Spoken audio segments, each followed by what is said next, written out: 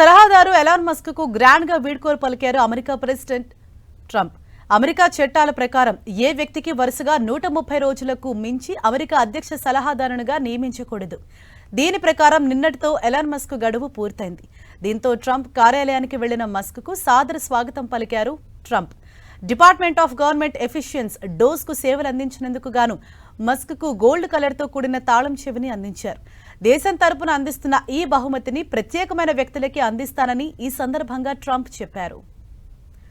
Elon Musk grand గా వీడ్కోలు పలికిన డొనాల్డ్ ట్రంప్ ఆయన సేవలను కొనియాడారు. డోస్ సారథిగా మస్క్ అత్యుత్తమ సేవలు అందించారని మెచ్చుకున్న ట్రంప్ అప్పగించిన బాధ్యతను ఆయన అవిశ్రాంతంగా నిర్వహించారన్నారు. వరల్డ్లోనే మస్క్ ఒక గొప్ప దిగ్గజ వ్యాపారవేత్త, ఆవిష్కర్త అని కొనియాడారు. ఆయన ప్రతిభను దేశ అభివృద్ధికి వినియోగించేందుకు నిర్ణయం తీసుకున్నట్లు చెప్పారు. ఇక డోస్ కు వీడ్కోలు పలికిన ఎలాన్ మస్క్ అవసరమైనప్పుడు దేశం కోసం తన సేవలు ఎల్లప్పుడూ అందుబాటులో ఉంటాయన్నారు. ఇక నుంచి తరచుగా అమెరికా అధ్యక్ష కార్యాలయాన్ని సందర్శిస్తానని ట్రంప్ కోరితే అవసరమైన సమయంలో సహాయం చేసేందుకు సిద్ధమన్నారు.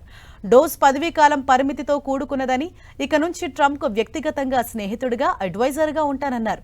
ఇది డోస్ కు ముగింపు కాదని, ప్రాజెక్టు ఇప్పుడే ప్రారంభమైందని, $1 ట్రిలియన్ వృధాను ఇది అరికడుతుందన్నారు. ఇక ఇప్పటి నుంచి తన వ్యాపారాలపై మరింత దృష్టి సారిస్తానన్నారు ఎలాన్ మస్క్.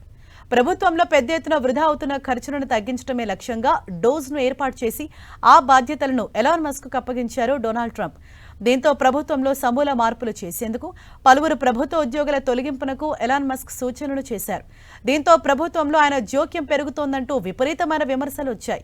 అలాగే ప్రభుత్వ వ్యయాన్ని భారీగా పెంచే one big beautiful bill act కు వ్యతిరేకంగా మస్క్ వైదొలిగినట్లు ప్రచారం జరుగుతోంది. అయితే అమెరికా చట్టాల ప్రకారం ఏ వ్యక్తికి వరుసగా 130 రోజులకు మించి ఈ హోదాను ఇవ్వకూడదు. దీంతో ఎలాన్ మస్క్ పదవీకాలం నిన్నటితో ముగిసింది.